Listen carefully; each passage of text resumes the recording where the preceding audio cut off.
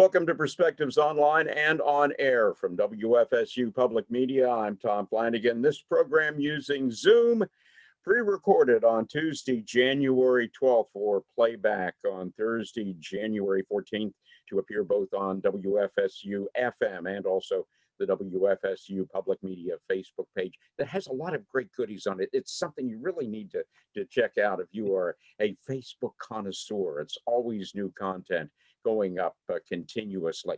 Well, this past Friday, in case you missed it, a well-known Tallahassean reported for his last day of work before heading off into a well-deserved retirement.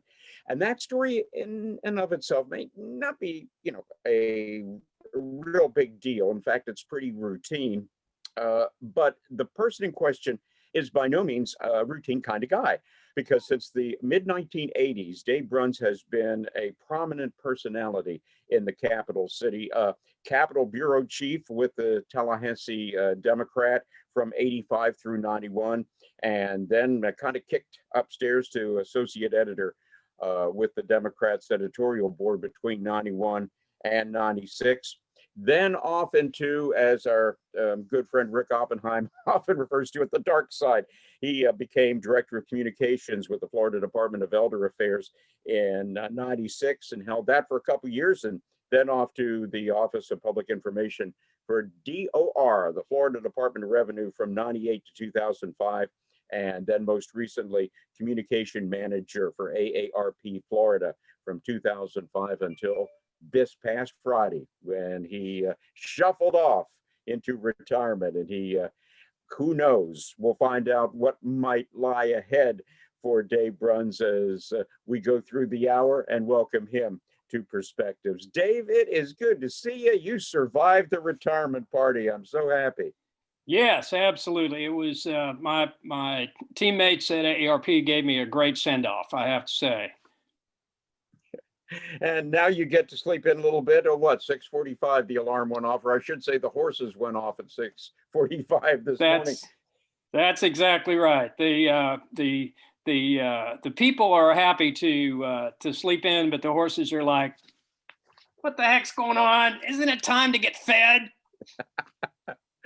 Well, yeah, you also have a wonderful persona as a life partner to Linda Kleindienst Bruns, who many people remember from her long contributions to the journalistic trenches in which she labored for many years. But let's go back even before your appearance here locally with the Tallahassee Democrat, and we'll talk about journalism throughout the hour, I'm sure. But talk about your start. Now, I see some Missouri in your background. What's the deal on that?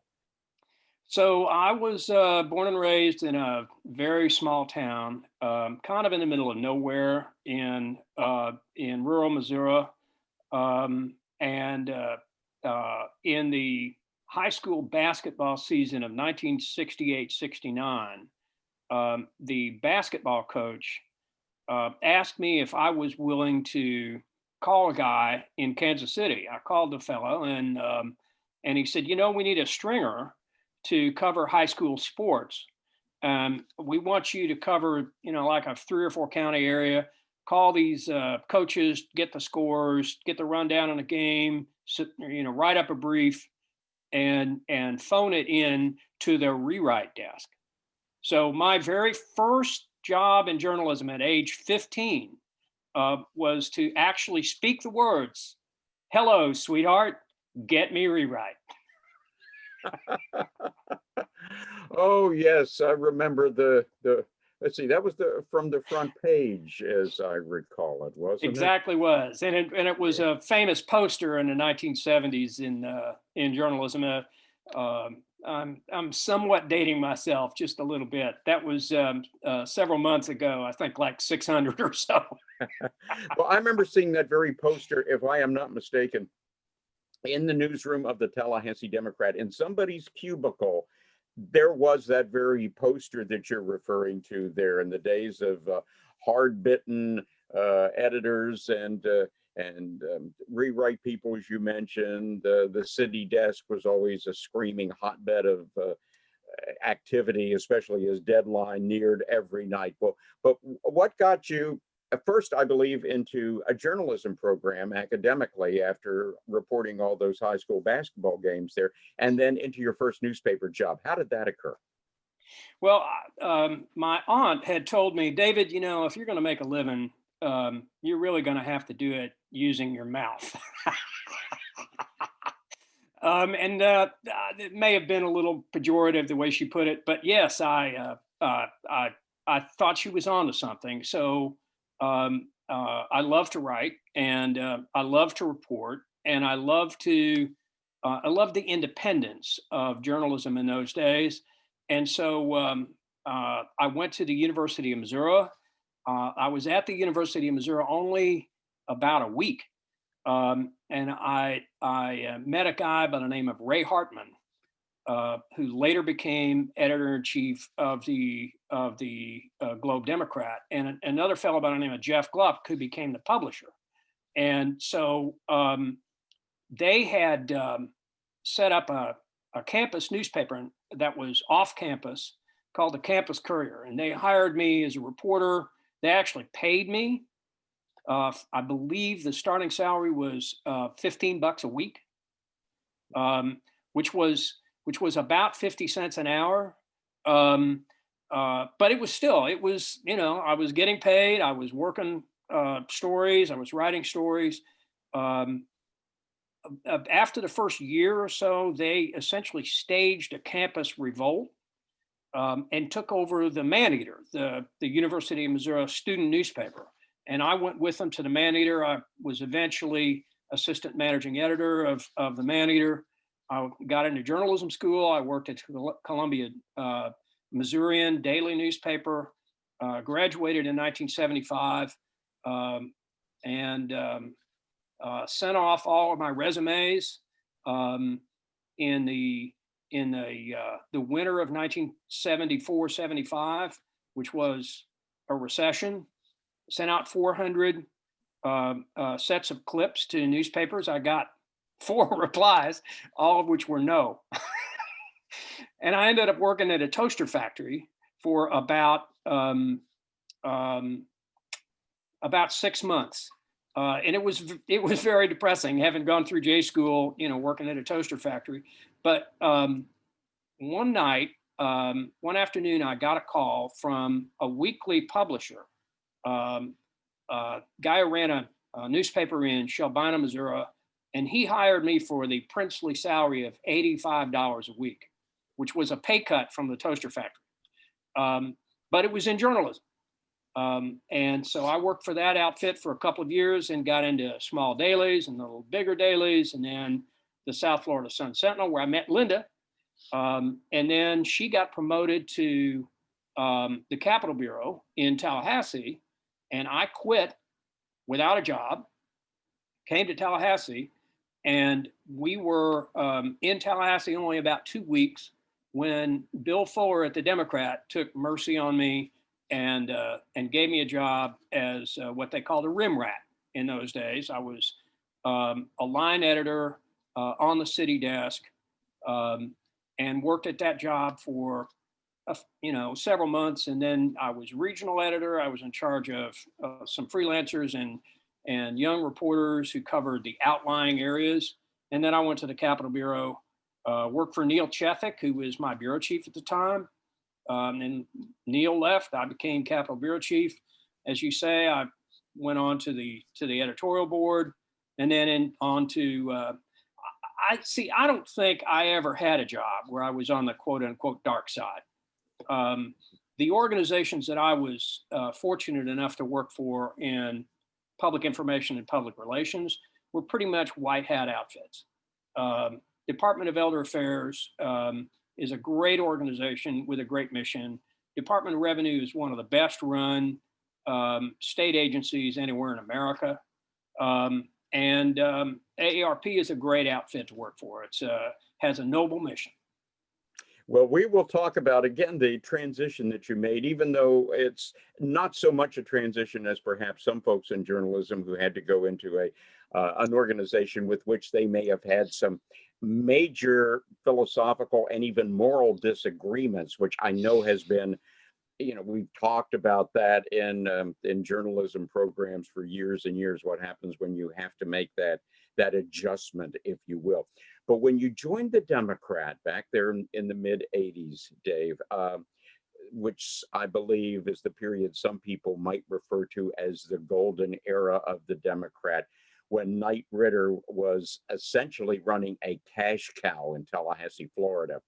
Because I had a little insight into that when my wife became, just for maybe 6 months, an advertising assistant for the Democrat. And I was working at a commercial radio station that is now in the location of Novi Animal Hospital there at Magnolia and Tennessee Street. I would get off shift before she did, and I would wander from the station over to the Democrat. I'd let myself in through that door by the break room on the side of the building there facing the parking lot. And there Knight Ridder had posted the revenue and profit figures for each of its papers, whether it was the Miami Herald or the Philadelphia Inquirer or the Tallahassee Democrat. And the Democrat was persistently towards the very top of that echelon there. And I'd wander in and say hi to my wife. She'd throw me out because she was on deadline. And I'd go over into the newsroom where I first met people like Bill Fuller and Ron Hartung and the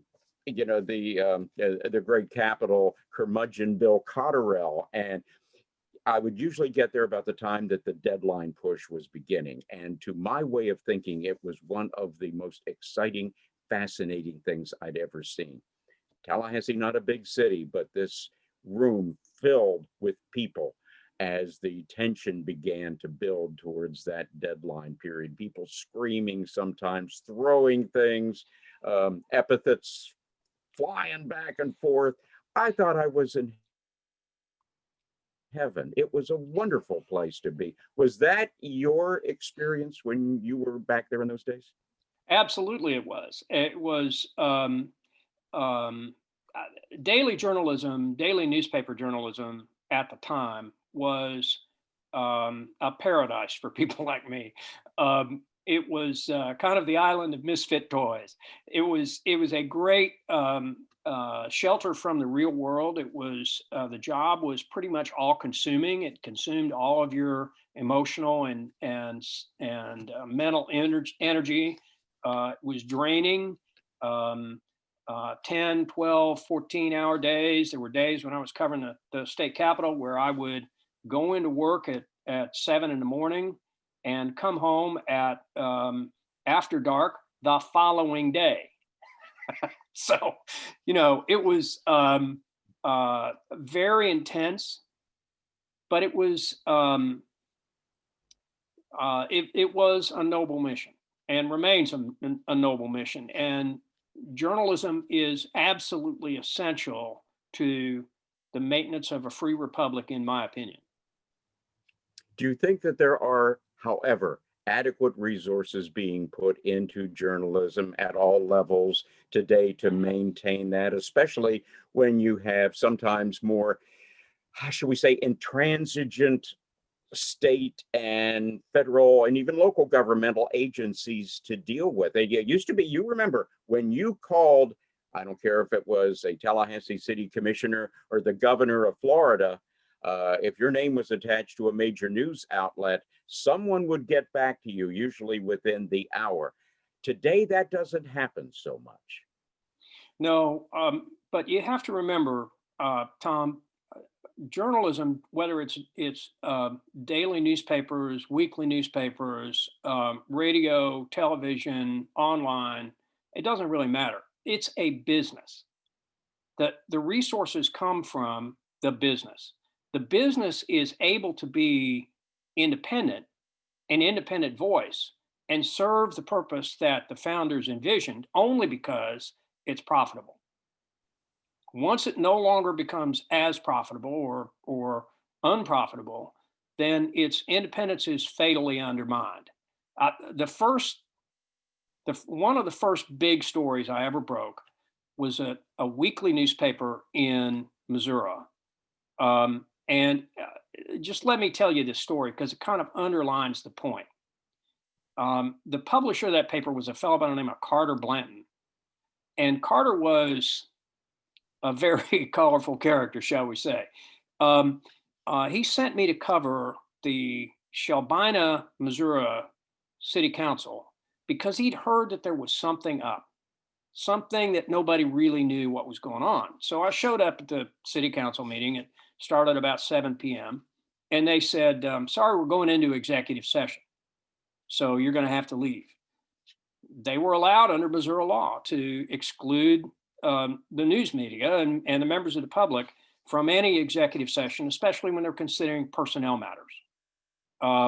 So, I dutifully gathered up my notebook and I went outside.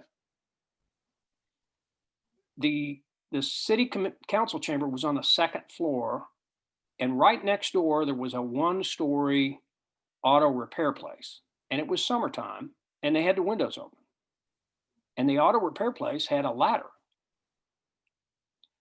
I climbed up onto the roof of the auto repair place, sat underneath those windows and took copious notes while the city council enacted a $2 million bond issue to build a new sewer plant, which was strictly illegal to do in executive session. I didn't bother checking with members of the city council after the meeting. As soon as they held the vote, I scrambled down the ladder, went to the paper. That was a Wednesday night. The next morning, the local paper carried a headline, 6 columns across the front page: City Council votes illegally for $2 million bond issue, which was absolutely true. 4 members of the city council who owned large businesses and who were advertised with the paper showed up that afternoon in a meeting with me and Carter.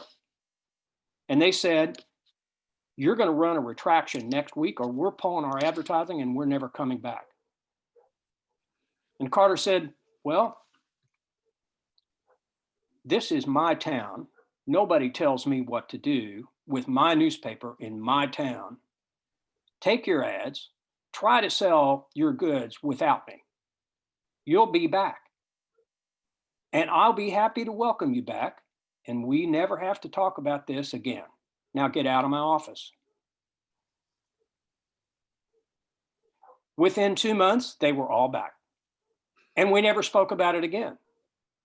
But 3 out of the 4 got defeated in the next election. That independence that Carter showed was possible only because Carter owned that paper free and clear. He owned his own press.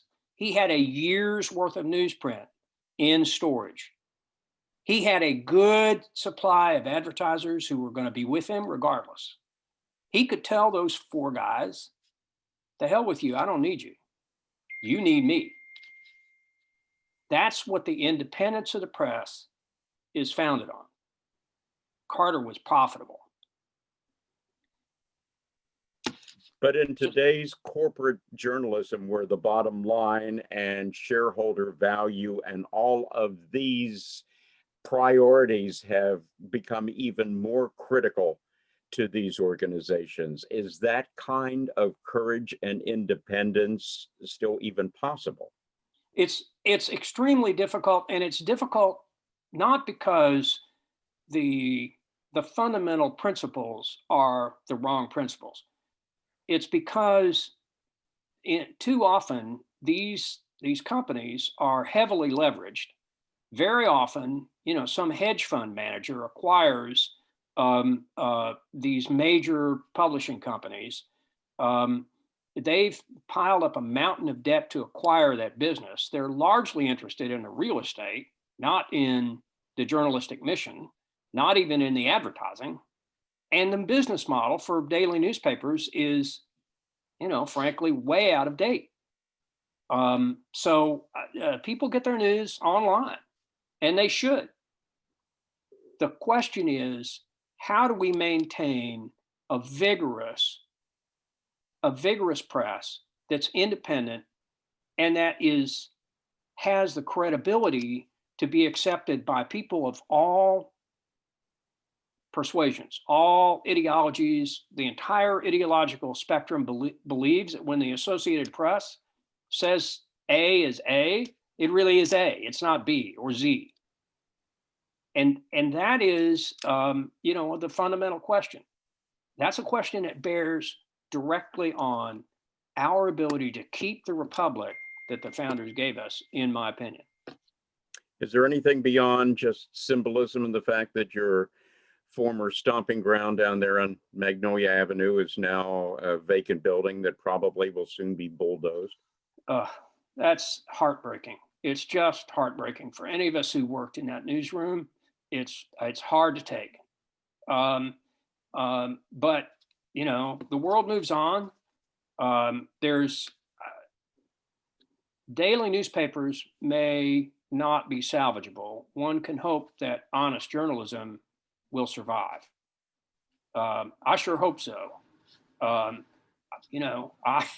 continue to subscribe to the Democrat. I continue to subscribe online to a bunch of other publications. I still read 4 or 5 newspapers a day, or news sources a day.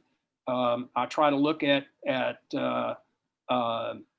CNN and Fox News at least once a day to figure out what they're saying. During the years when I was a journalist, I would tell almost anybody who questioned me about anything I'd written. I said, I might be right, I might be wrong. This is how I saw it. You should read a lot of different sources of information and make up your own mind. Don't believe me. Do your own reading, do your own research, ask the tough questions, demand that your elected officials be responsive to you. A journalist doesn't have any more rights to information than anybody else. Journalists are just citizens. The difference is they have an outlet that commands very large numbers of people. And any human being has the potential to be biased and to make mistakes. I made all kinds of mistakes. But I tried my best to get it right every time. And you also have to remember, in the days when I was in journalism, generally speaking, if you made 3 fact errors a year, you were likely gone. They likely fired you. And by a fact error, I mean printing something that was demonstrably false, even misspelling people's names. If you misspelled the names of 3 sources in a year, if you got the numbers in the state budget wrong or the city commission budget wrong 3 times in a year, you were probably out of the field forever. So, there were consequences for getting things wrong. Today, I don't know. I read a lot of journalism that seems to me to be pretty heavily influenced by opinion. And I really think we have moved, we're almost all there, but at this point, I think we've moved to a European model. If you go to Germany and read the German press, if you read German, you can read 2 different accounts from the Christian Democrats and from the Social Democrats, and those, it sounds like they're talking about 2 entirely different events. And it's been that way, and same thing in France, same thing in Great Britain. The press has signed up on one side or the other. When I was in journalism, that was not so much true. And I got to say, when I was working journalist, for the most part, Democrats were in charge of the Florida legislature and state government. I took a great deal of glee in them being furious with me from time to time. I had several governors call me up and say, unprintable things. But you know what? My answer to them was always, okay, show me where the fact error was. And if there was a fact error, I corrected it. So, they might not have always liked what I wrote about them, but I tried my best to be as accurate as I could. I got to say, my wife's reputation in the Capitol was always, she was several rungs up the ladder from me. Linda was the Capitol Bureau Chief for the Sun Sentinel. When she retired, she had both Democrats and Republicans say to her, we didn't always like what you wrote, but we always believed that you were telling the truth. That's about the highest praise that you can get in this field. And it's such a deviation from what we occasionally heard more recently, where, without mentioning any names, sometimes journalists were called enemies of the people here, and the more modern era. A guy who writes for the AP, for the Associated Press, one of the great institutions of America, incidentally, mentioned on Twitter that he is sleeping with a loaded handgun next to his bed now because he has received death threats. I got a few death threats. I had some guns pointed at me at one point or another.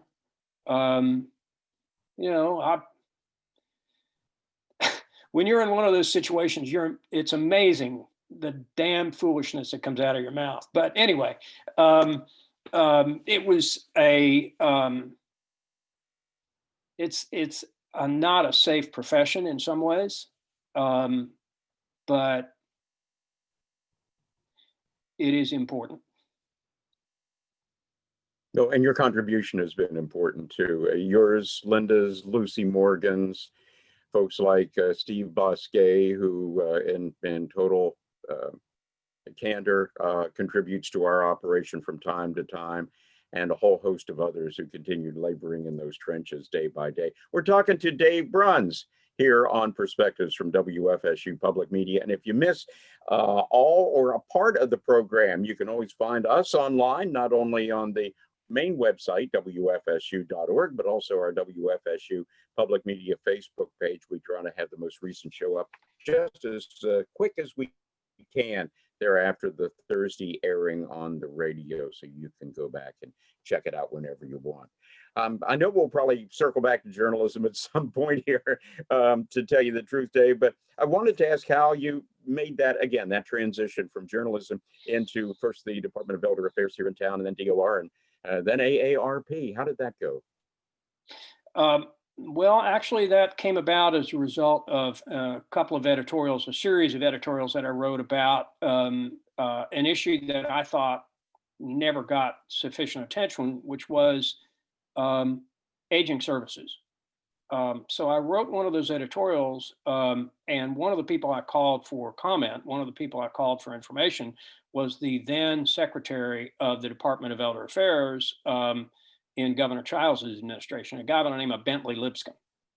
And Bentley was a quote machine on the level of Max Stepanovich. He was a visionary. He was eloquent. He was funny. He was irreverent. He was very often unprintable. And it was fun to talk to him. So I spent quite a bit of time talking to Bentley, and I wrote a series of articles about how Florida was facing this very challenging situation with aging of our population. Florida was, up until 2020, the oldest state, the grayest state in America. We were edged out just slightly by Maine in the 2020 estimates by the Census Bureau. But we still have about half again as many people 65 and older as the rest of the country. And it's been that way for a long time, half a century. So I wrote this series of editorials, and Bentley was over the moon about those editorials. So I was in the editorial board offices one day. I got a call. Bentley said, "I need you to meet me for breakfast. There's something popping." So I went to Jim and Milt's with Bentley for breakfast, and Bentley offered me the communications director's job while I was sitting there. I have to say, I was physically dizzy walking out into the parking lot. It was a wrenching moment for me to leave journalism, but Bentley was a great guy. That was a great opportunity. It was a great mission. It was an organization to be proud of. And I took the job, and I loved it. It was telling stories, just as I did in journalism, except about from one particular on one particular issue, but to a huge audience. The audience was no longer just the readers of, the Big Bend in North Florida. The audience was statewide, nationwide, global. And it was a compelling story. It was a story about this massive demographic change that was unprecedented in human history. There are only a handful of places on Earth that are as gray as Florida. But it's among the grayest places that have ever existed in human history. And the challenges that came with that, the contributions that older people made, and the challenges that came with that were epic and still are. And that was a fascinating story to tell. And it was gripping, and it was a great cause to work for. So, that challenge that some PR people have to go through, where, they've been in journalism and their charge was to tell the truth. And now they have to go to work for an outfit that really doesn't want the truth told. That wasn't anything that I had to worry about. I never worked for anybody in state government and never worked for anybody at AARP that wanted me to cover anything up. It's just the opposite. They were very interested in getting the truth out there. So I have been under a lucky star throughout my entire career. I wish I could claim that merit had something to do with it, but it was mostly blind luck. It was especially at AARP, it was a great outfit to work for.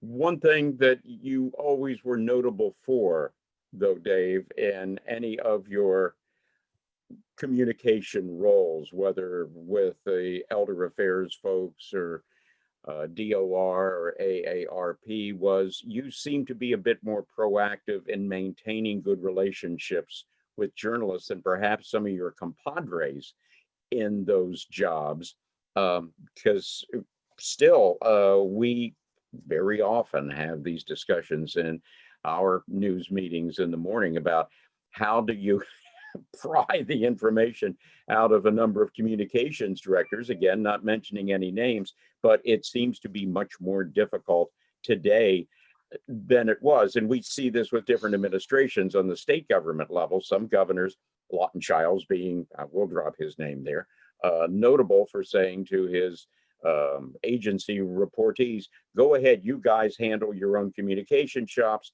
You really don't have to run anything through the governor's office unless it's something really mind-blowing, to what we sometimes have more recently, which is everything goes through the governor's office. And if you can even get a scrap of information out of them, boy, you're in high cotton for the rest of the week.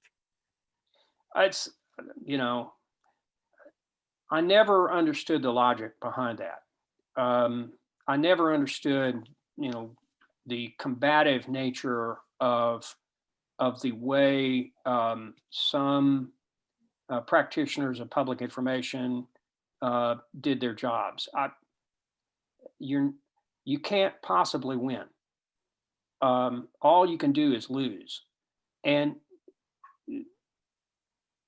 the people that you're working with are doing this not because they want to get rich, not because they want to, not because they want to sharpen an ideological axe for the most part, although there are some of them, not because they're sharks who are aiming to hang your scalp on the wall for the most part, although there are some of them. For the most part, they're just trying to tell the truth. I always dealt with journalists from a position of respect. I respected their mission. I respected their professionalism. I respected their integrity. And for the most part, that paid off. And when, organizations that I worked for got criticized, I always told my bosses, well, are they right? Did we do something wrong? Could we have done that better?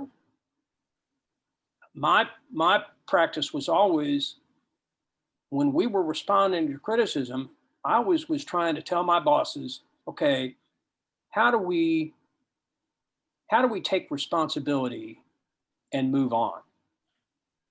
How can we demonstrate that we're about getting to the fix, getting to the solution, delivering the result for the taxpayer, delivering the result for AARP members, and not about defending ourselves?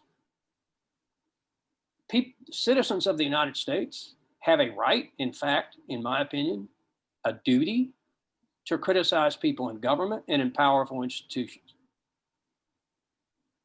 If you're in power, you signed up for that gig. You have a responsibility to take criticism.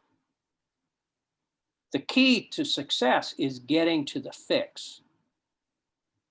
Acknowledging whatever responsibility is reasonable and fair, and then getting to a solution.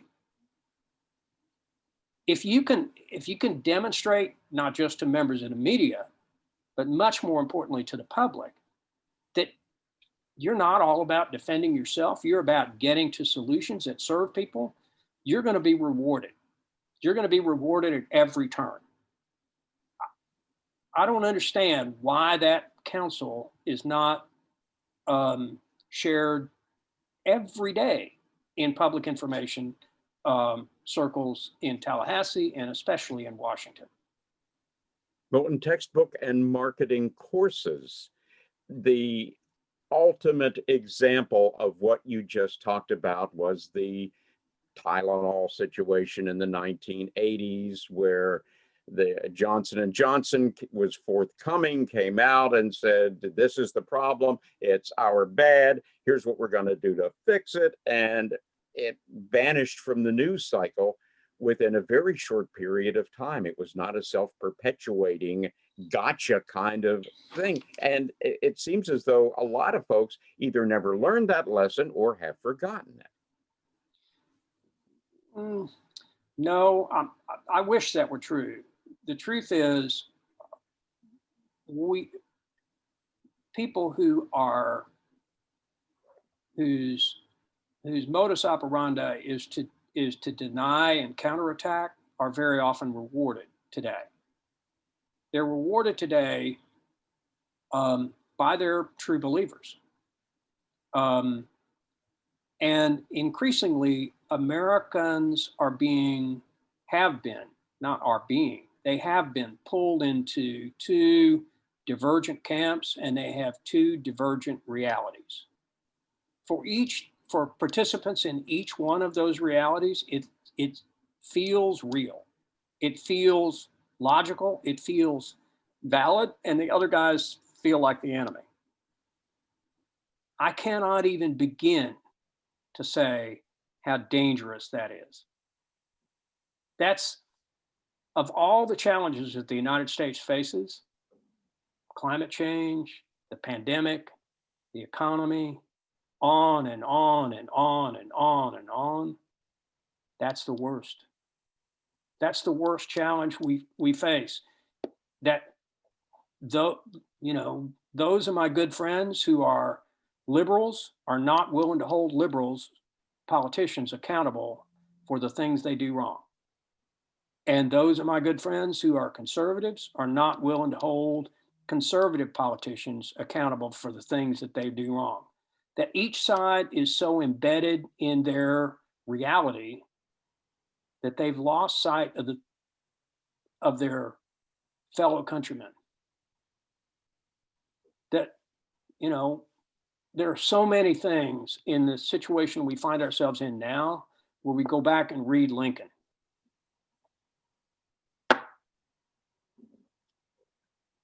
Let not the bonds of affection be broken by the passions of the moment. We must be friends. We must not be enemies. There's a lot there. There's a lot there to unpack.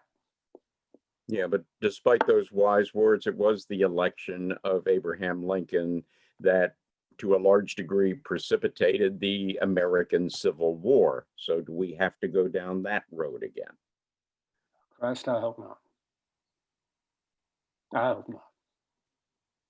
If you were to take the deaths that occurred in the American Civil War from 1861 to 1865, and it actually went on longer than that in reality, and you were to apply that to today's population, you'd be talking about close to 4 million dead.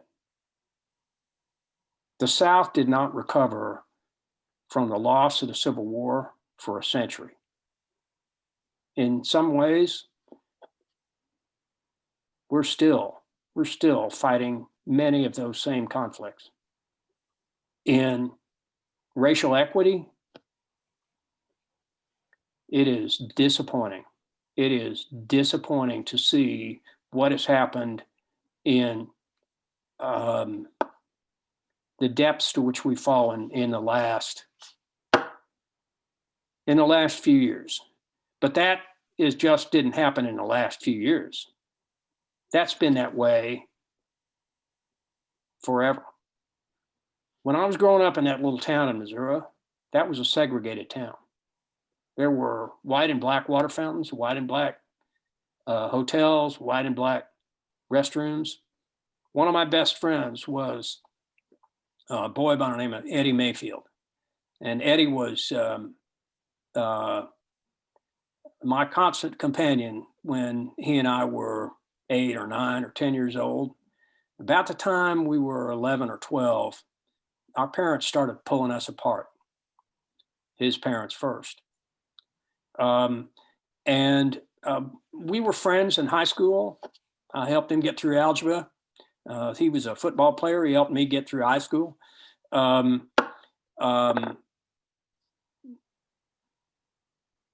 often think about Eddie, about how I would drink out of the water fountain in a public park across from the drugstore, and Eddie drank out of the water spigot mounted on the back wall of the drugstore that had colored only stenciled on the wall over it. Eddie's dead. Eddie got involved in a very unfortunate incident, an armed robbery. He went to prison in Missouri State Penitentiary in Jefferson City, and he got a shank between the ribs and got killed. And he's buried in the Pauper's Field behind Missouri State Penitentiary. And here I am talking to you. It almost sounds like a Samuel Clemens thing. It's Huck and Jim Redieu. I don't know that things don't change, it seems. We have a long way to go in this country on a lot of fronts. There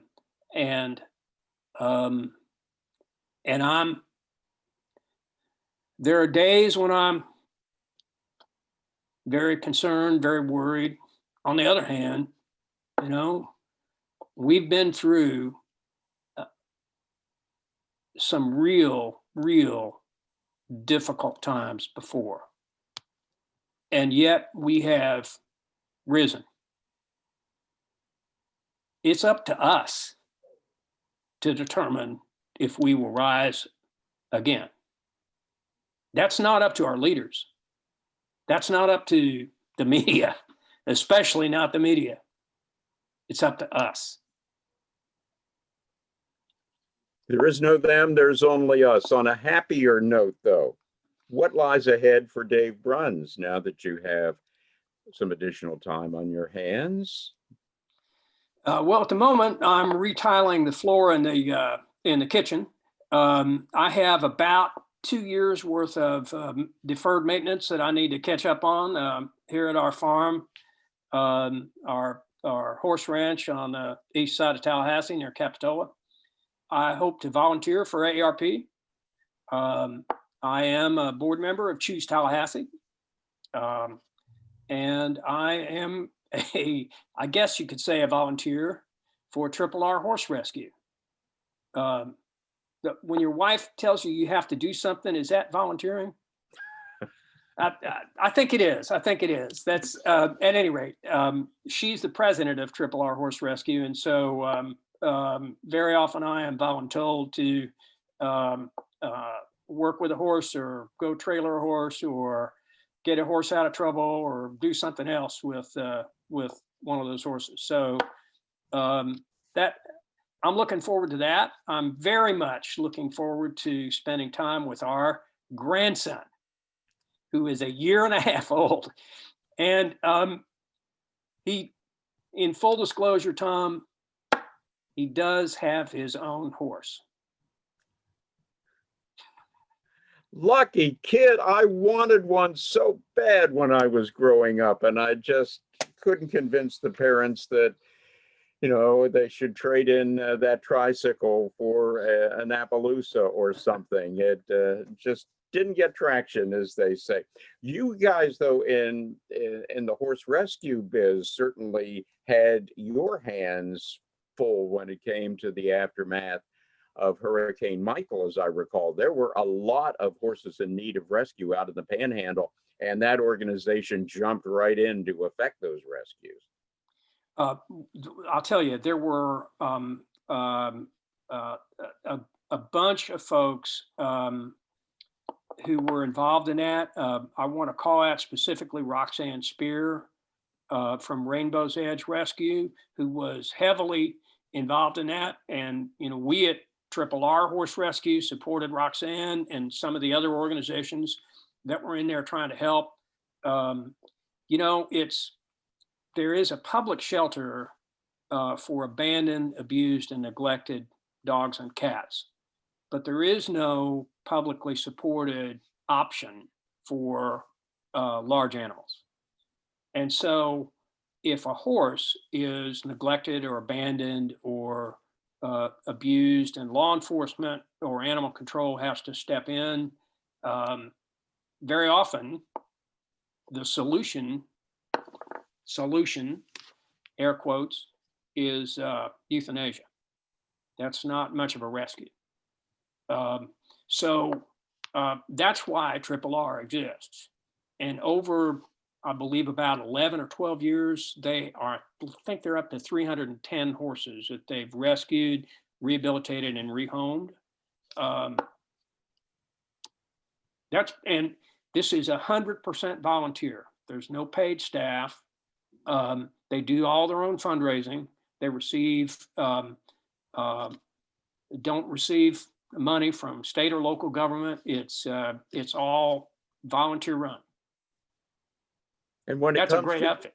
When it comes to finding those points of commonality where people can put aside maybe more contentious stuff and work together on a common project that everyone can get behind, it would seem that animal rescue, whether horses, dogs, cats, I don't know, pigs, whatever, would be at least part of a potential solution for that.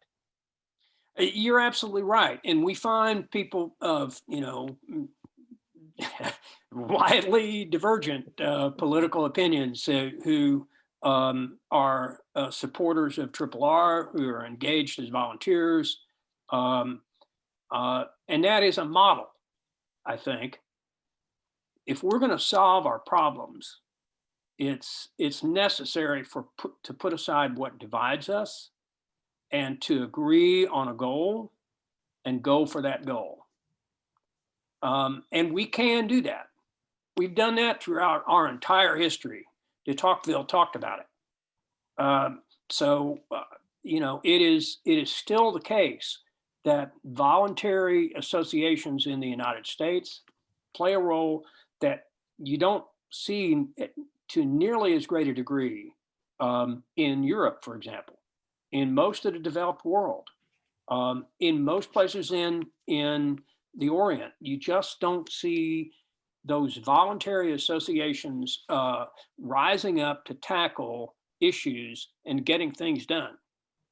But that's one of our great strengths. And Alex de Tocqueville even mentioned that back in the day. That was something that did make America great, to his way of thinking, that was unique and different from anywhere else in the world.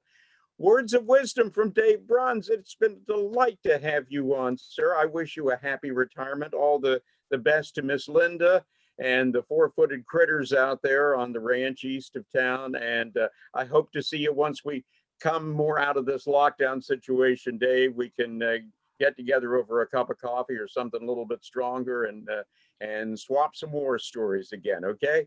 Absolutely. And Tom, thank you for your service as a journalist.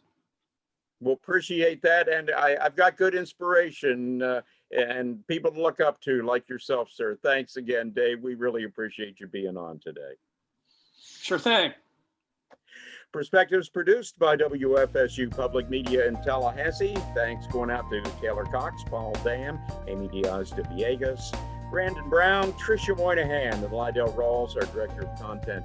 Kim Kelling also acts in the role of executive producer, and I'm Tom Flanagan. Next week, we're going to begin an extended visit to the iconic North Florida coastal town of Apalachicola. Beautiful place. Also, the magnificent river that bears the same name. And we're going to look at a new effort to restore the historic configuration of the communities downtown. And we'll be getting the latest on the continuing battle now before the highest court in the land over the river's water. We'll talk about it right here on Perspectives from WFSU Public Media. Take care.